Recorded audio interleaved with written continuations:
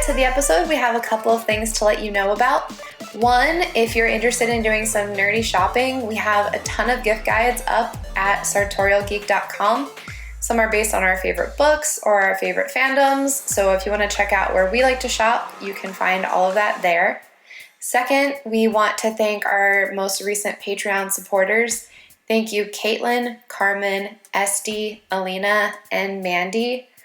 Patreon is essentially how we fund everything that happens at the Sartorial Geek, so we can't really say enough how appreciative we are of all of the people who are supporting us there.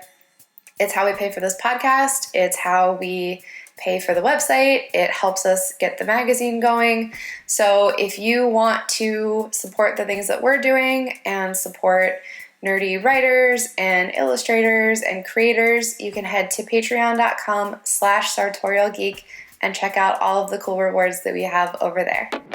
This week's episode is sponsored by LoganArch. LoganArch is the place to go if you're looking for geeky accessories that also feel a little bit nostalgic. So Pokemon fans, there's definitely something for you. They have pins, apparel, bags, stickers, office goods, basically everything you could want, and it's all well-designed and nerdy and reminds you of your childhood faves, which is something I absolutely love. To start shopping, you can head to LoganArchChicago.com or follow them online at LoganArchChicago. I'm Jordan Ellis of Jordandene, and I'm here with Katlin Czurylo. Hello. Hi there. Thanks for having me. Yeah, this is not the first time this has happened, but we have been trying so hard to get this recording to work. I have faith in it this time. Yes. So thank you for bearing with me, and I'm excited to actually be able to talk to you, which is great. Yeah, so excited.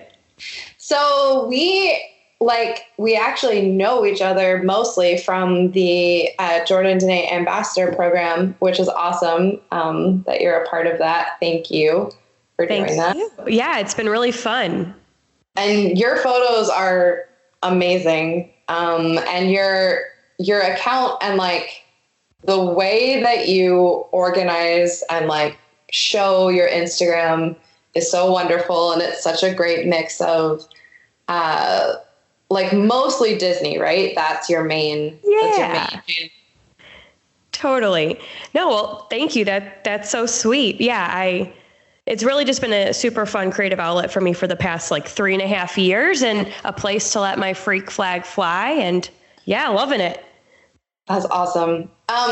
Did the account start as a Disney? Was that the intention to be Disney themed, and then sort of moved on from there, or was it just a creative outlet and then it started working, and that's when it's how did this happen, I guess? Right. So I definitely created this Disney account. It was definitely intended to be a Disney account because I was concerned, I guess, that I would be just sharing way too much Disney stuff all the time on my air quote personal account. And I was just I really would like another account where I could just post all the Disney I want and not feel like my friends from high school and college and wherever else were I don't know, just thinking I was crazy. So I was let me make my own account. It's just going to be Disney all the time, and we'll see what happens. And that was, again, 3.5 years ago. So it was before the whole Disney community evolved and became what it is today, which is totally just a whole different world and industry nowadays. But yeah, so it originally started as a Disney account. I would reshare people's photos that they took and, say oh, I'm missing the parks today. Love this photo from so-and-so. And then slowly, I was able to share some of my Disney trip photos. And then somehow it became a place where I was sharing my Disney style, #Disney style, at home. And then that's kind of them. And also this whole community on Instagram was exploding. And I kind of just was there at the ground floor, and it just became this huge thing and this part of my life, which is crazy to say. That's so awesome. Is the Disney like online hangout that you're a part of mostly on Instagram, or are you on other, like, is it all over the internet? I think it's all over, and it's kind of funny, but because I've had my account for so long, I just feel like I was kind of like lumped in with this group, but I'm not as hardcore as some of the accounts are now. So I'm kind of like sometimes I feel like I'm a poser in my own community because I don't know like what's happening on YouTube. I'm sure that's a whole different world that I do not know anything about. I mean, you saw how difficult it was for me to set up a microphone to chat today. So I'm definitely not making vlogs or anything. I mean, the blogosphere, that was kind of more important at the beginning of when Disney Instagram kind of blew up, I feel. And it's kind of taken a backseat, but some people are still doing really incredible things like on a blog platform.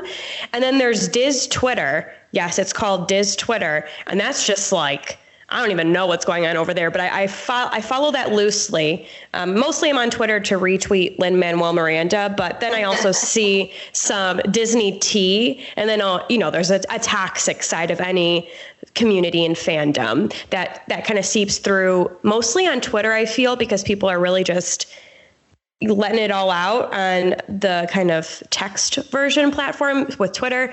But then, yeah, I mean, I think Instagram is the main hub for this Disney social media influencer world. I think that makes sense, though. Like, I have the same thing where I try to sort of touch all parts of fandom because, like, I want to be accessible and inclusive to things other people like, but it's impossible for one person to do and know about everything. So I totally get that feeling of like, I barely understand YouTube either. So that's a part where I have to be like, okay, that's just not for me. I like it and I support it, but I don't know what's happening over there. No. So I totally relate to that. Yeah, no, it's so interesting. Yeah. I really know nothing about YouTube. And when people are, and like, apparently like, I don't even know if it's just in Disney, but I just find it fascinating that there's like this whole YouTube world, and then there's like all the different players and, YouTube famous people, like even on like a lower level, like I know there's like people with like millions and millions of subscribers, but like on the like mid-level range of like, there's what's this person doing? And I know this person is feuding with this person. I'm like, what are we talking about? I don't even know what's going on. That always happens to me when I go to because I go to Comic-Cons pretty often. And so I know like the main celebrities, but then when there are like YouTube celebrities, I'm like, what? I don't know what's happening. Who are any of these people? Yeah, no, I feel very old and I'm like, I'm not even old, but yeah, totally. I'm out of touch. Let's just say that. I've heard that YouTube is like where the kids are. That and TikTok. Don't even get me started. I don't even know what TikTok is. I'm not even downloading it. It's too much. And I mean, I think about that so in order to really know what's going on every social platform, that's why huge brands have teams. Like that's not one person, I think it's some people do it or look like they're doing it and like, great for them. That's amazing. But I think it totally makes sense to find the place that you like hanging out and not trying to conquer every aspect of the internet. Totally. Yeah. So Instagram is my hub and I'll stay there. Yeah, that's fair. And then I also get what you're saying too about like people, like when you're in a fandom, but there are people who are like way more like quote unquote in it than you, because you live not near any of the parks, right? Right. Yeah. It's funny. I was actually talking about this with someone the other day. Apparently, there's tea as the kids call it, or maybe they call it something else now, and that's an old term. I don't know.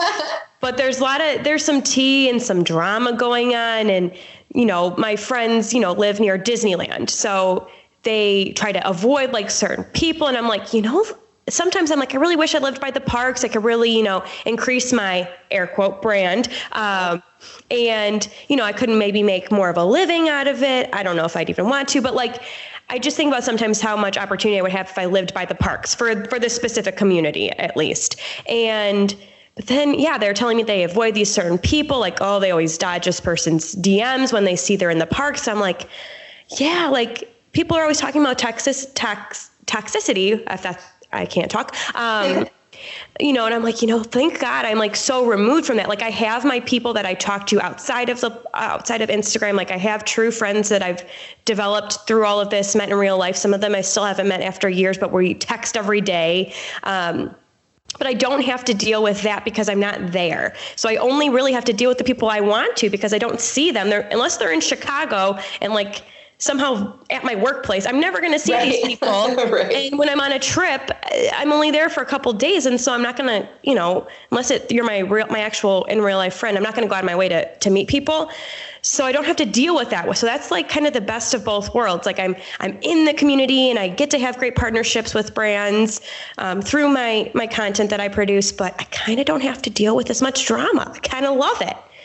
I will say I totally can relate to that. Like, I think as much as you can try not to, I think every community, like when you really get into it, there is drama and there are emotions and totally. It's wild how it is kind of nice. I mean, the internet has that too, but the great thing about the internet is you can block people, you can mute certain hashtags, you can stay away from things it's different when it's in real life.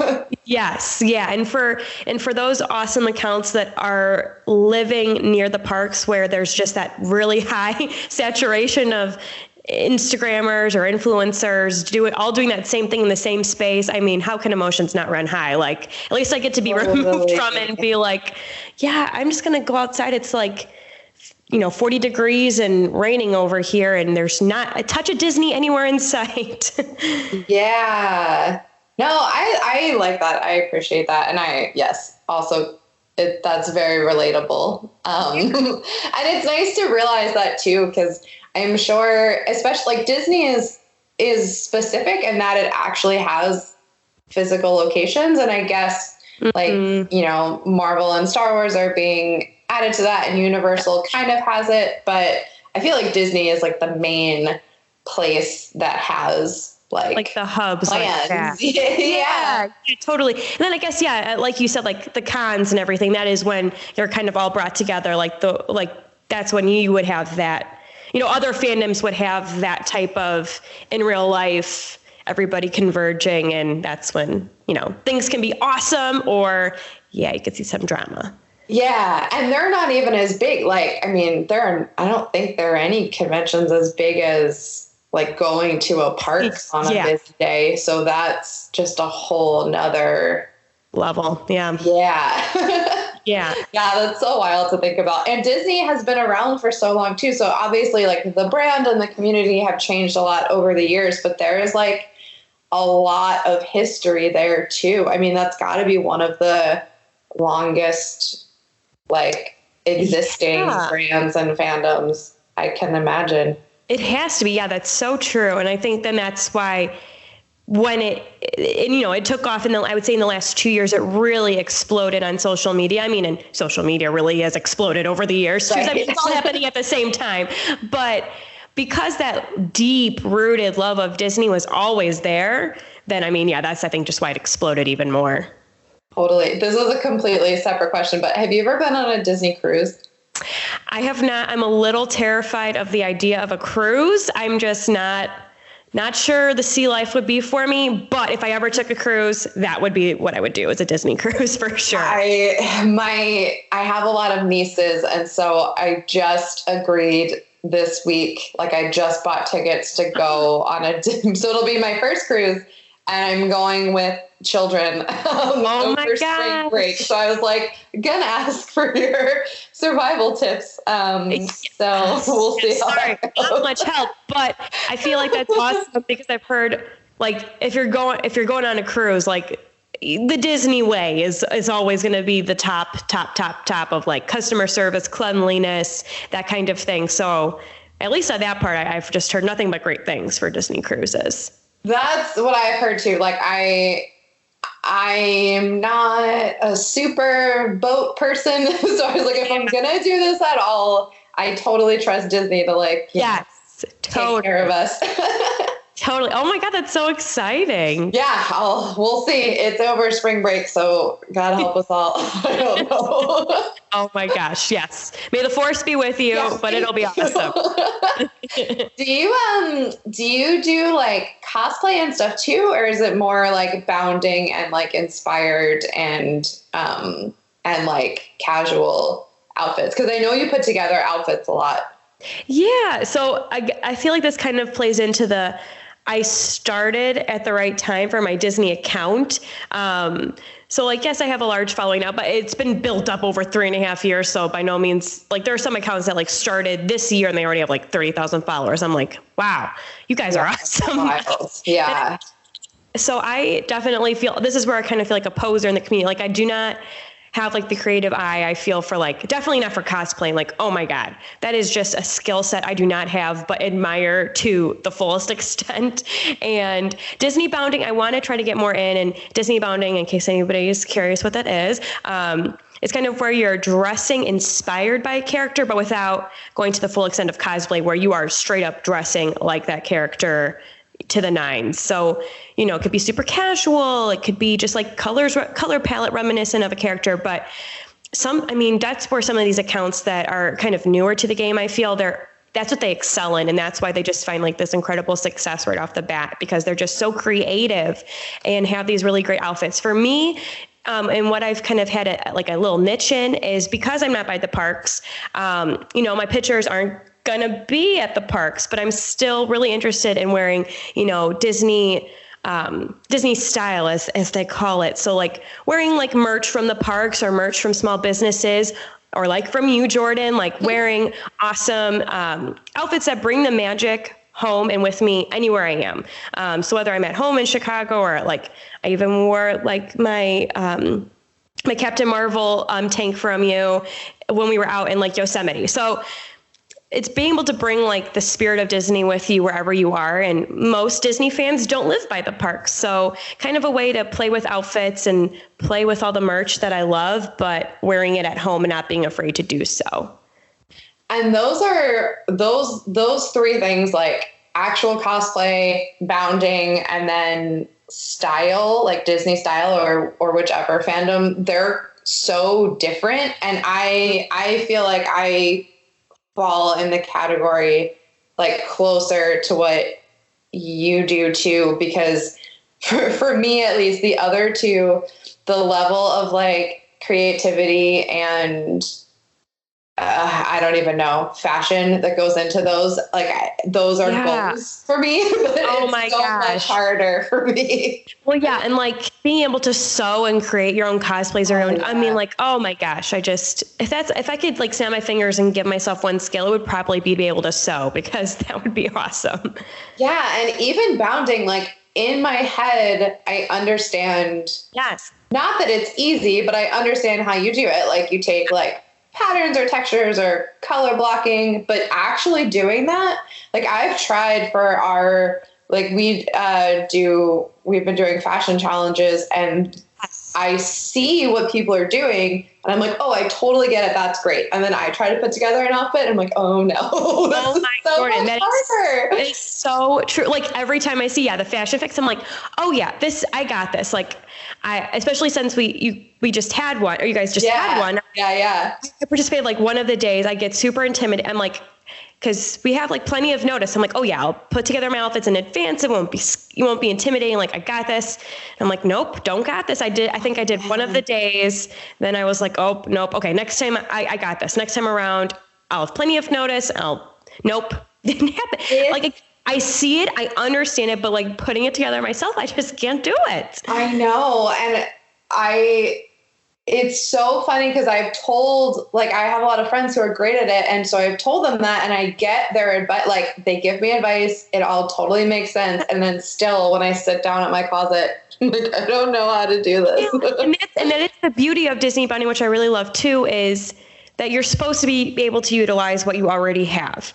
And nope, still nope. Even like, then you're like, okay, well, I'll kind of supplement, and I just need to get like one or two things from Amazon, the $8, circle skirts that are solid colors. Like that works for every single Disney bound you could ever imagine. They have every color, yet somehow it's still difficult. Yeah. But geek style or Disney style or Marvel style, those totally make sense to me, because like the way I do it is basically, well, one, like you, I know all of the brands, which is great. So I like know what's out there. I know like what nerdy shoes are out there, what nerdy leggings, what nerdy clothing. So I know what's there. And then for me, that's basically just taking an outfit, like anything I've worn for my whole life, and then just swapping out like one or two things that are nerdy or Disney or whatever. And I'm like, cool, great, got it. I can do this. Yes, totally.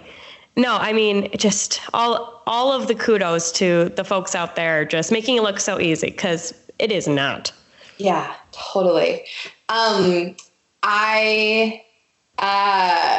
know you mentioned Lin Manuel Miranda on that you follow him on Twitter, and the only thing that we talked about before recording was that there's an amazing story that I need to hear. So I'm so excited. Let's hear the Lin Manuel Miranda story. Oh my gosh! Without further ado, no, I literally will tell this to anybody whose ears are open and know who I'm talking about. So there was the Hamilton exhibition that debuted in Chicago. It opened in the spring, but of course, opening day, it was snowing because it's Chicago. I think it was like April 1st or something. It was ridiculous. But there was an exhibition opening up in Chicago that was kind of playing on the musical. So it had kind of the lore from the musical and everything, but it was mostly supposed to be a historical museum exhibition about Hamilton and his role in the founding of America, and his history is told through the musical, but is also told through real life history, since, they took a little bit of artistic liberties with the musical. But either way, I'm obsessed with Hamilton. I am a museum girl through and through. I've worked at museums my entire career life. So I was like, Hamilton and a museum, like sign me up. So I got my tickets for opening day. My mom and I went downtown to the opening of it. And we did hear that Lin was going to be there, like serving donuts or something. I don't know, out of a donut truck to open up the exhibit. That's amazing. He would too. Yeah, he would, of course. But another interesting part of it is that, luckily I've been super lucky to work with Broadway in Chicago, which is kind of the big, huge player in this city that brings in all of the Broadway musicals to Chicago's theaters. So I've been lucky enough to work with them and go to like opening nights for shows to help promote the shows in the Chicago Instagram community. And so they invited me to a special preview of the exhibit the Thursday before it opened. The opening day was Saturday. And I was like, hyperventilating. I was like, oh my God, what if Lin is there? So we went down to the preview before opening day. Lin was not there. He like showed up an hour after we left, like it was on his Twitter. And I was like, no, we missed him by a day, or we missed him by an hour. I was so upset, but whatever. We got a preview of the exhibit and it was just amazing. So I came back on opening day with my mom, and we were the first group into the exhibit. They had like, time slots, but Lin was like outside serving donuts. Like I didn't get anywhere close to him. I barely even saw him with my own eyes. And so by the time we were going into the exhibit, I was like low-key upset and depressed. And I was like, I'm never going to meet him. This was my one and only chance I was ever going to meet Lin. And I was very upset because I had been literally dreaming of meeting Lin and taking a selfie with him for years on end. I mean, yes. I think a lot of us have had that actual dream before. Yes. Like literally I had that dream like at least weekly. And every time we take the picture in the dream, the picture is deleted from my phone and I can never retrieve it. So I was like, this was my one and only chance. Like there was going to probably be logistically no other chance that I would have this happen. And my dreams had just come crashing down. I didn't think it was going to happen. We were in the exhibit. You couldn't leave the exhibit once you were in. So I was like, well, nope, that's it. So at the very end of the exhibit, and it's not a spoiler now because the exhibit's closed, sadly. But at the very end, you all sit down in a black box theater and you watch a 3D recording of the opening number from Hamilton. which is so cool. Awesome. But by the time because during the preview, they didn't have the movie ready yet. So this is the first time I was watching it on opening day. But I was so sad that I thought I had to meet Lin. I could barely enjoy the dang thing. So I had my 3D glasses on. We're watching it. It ends. It was very cool. But the lights come up. And then all of a sudden, I turn to my left. And sitting next to me is Lin. At some point, he had just swooped in, sat down, and he's like, okay, bye, everybody. Thanks for coming. And I was like, what? And we're in like this dark theater, but like somehow I managed to get my phone out, and I was like, can I take a picture with you? And he's like, sure. And he takes the phone out of my hand. So now my phone's a holy relic. It's fine. Like, sure, let's treat ourselves. Let's put it in portrait mode. And I was like, yes, sir. Whatever you say, sir. Goodness. And like, it was so dark. So then he like moved us so that we could find the light. And I was like, thank God. And then we took the picture, and then I'm pretty sure I just floated away on a cloud. And I realized, and the funny part is that my mom and I had gotten separated during the exhibit because I was moving through it quickly because I was all, bothered and flustered and upset that I didn't think I was going to meet him. So she wasn't even in the theater with me. I was by myself. So then I texted her when I was like, oh my God, I just met him. And she was in the theater the next screening after me, and she saw him. He did sit in the theater and watch, but he never took a picture with anybody else. So I was the only person who got a picture with him that day. It was meant to be, and that's my story, and I really love him. And that was when my dreams came true that day.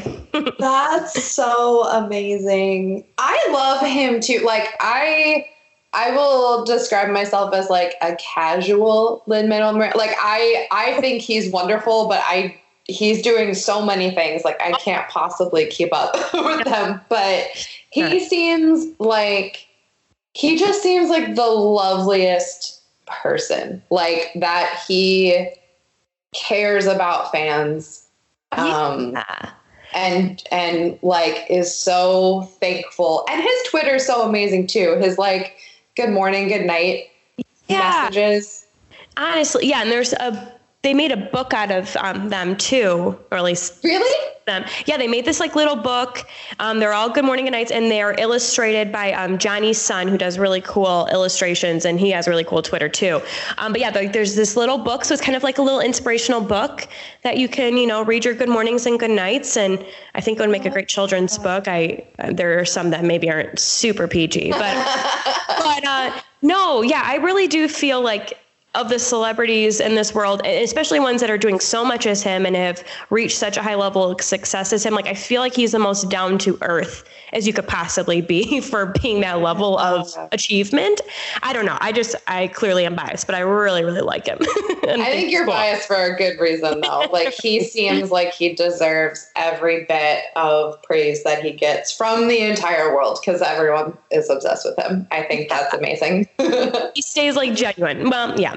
So I think that's pretty cool. And I love that he is on Twitter because then it does feel like he's more accessible, which is probably, then it continues feeding that. That's probably why we all literally have dreams about meeting him. I mean, yeah, it seems pretty attainable. And thankfully for me, it was. So pretty pumped. So awesome. I've seen him walk past me twice. We've never interacted, but there was, this is again, I'm such a casual fan of so many things. I went to my brother and me live podcast, and I didn't realize the McElroy brothers and him are like friends. So I went and I was in the lobby waiting to go into the theater, and I was like, this guy like literally ran past me and two other guys were behind him, and I was like, that looked like Lin Manuel Miranda, and maybe those were like his like security, but like also what is going on? And then my husband, who was outside in line waiting to get in, said that he ran out and just like high-fived the ticket line. I feel like he's always running. I feel like in real life he's always running. Well, I mean, and also he's doing so much. Like I'm pretty sure he just moves at a much quicker pace than humanly possible. He has to. The number of things like the number of like movie and TV things he's doing, plus like everything with Hamilton still, it's incredible. Yeah, he's like opening up a bookstore. He just... Are you serious? Yeah, he's opening up a bookshop that was like their hangout when they were in college and writing all of these incredible things that later came to life. And so he's like opening a bookshop. He's writing Little Mermaid music with Alan Menken. Like, sure, why not? Yeah, he's filming, or he just filmed or is filming the second season of that new HBO show that he's in that hasn't even debuted yet, but they're already on the second season filming wise. Like, I don't know. Is that the Golden Compass one? It looks like, what's it? Oh my God. This is what I keep forgetting what it's called. Oh, His Dark Materials. Oh, okay. It looks like I don't know if they're related. So I guess I'm a fake fan on that regard because I don't know what it is, but I'm going to watch it. Like premieres in a week or something. Yeah, totally. I'm excited. There are so many incredible people. I am obsessed with James McAvoy, and he's in it also. So it's like an all-star cast. Oh my gosh. Yeah. Looks cool. I feel like ending on like Lin Manuel Miranda love is the perfect finale to the episode. That's how I want to end every conversation. That's how we end everything, is sharing love for Lin. Yeah, that's perfect. Will you send me the selfie so we can post it in the show notes? Heck yes. Awesome. That's perfect. Cool. So you can all see the glory that is this Lin Manuel Miranda selfie in the show notes. I'm so excited.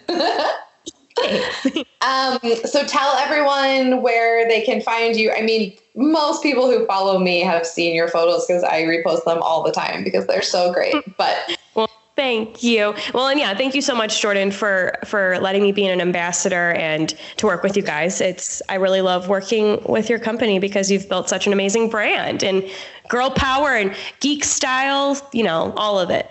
But you guys can find me on Wish Upon a Starry Night on Instagram because I love art and Van Gogh, and Wish Upon a Star is like Disney-ish. So there you go. So Wish Upon a Starry Night on Instagram. Perfect.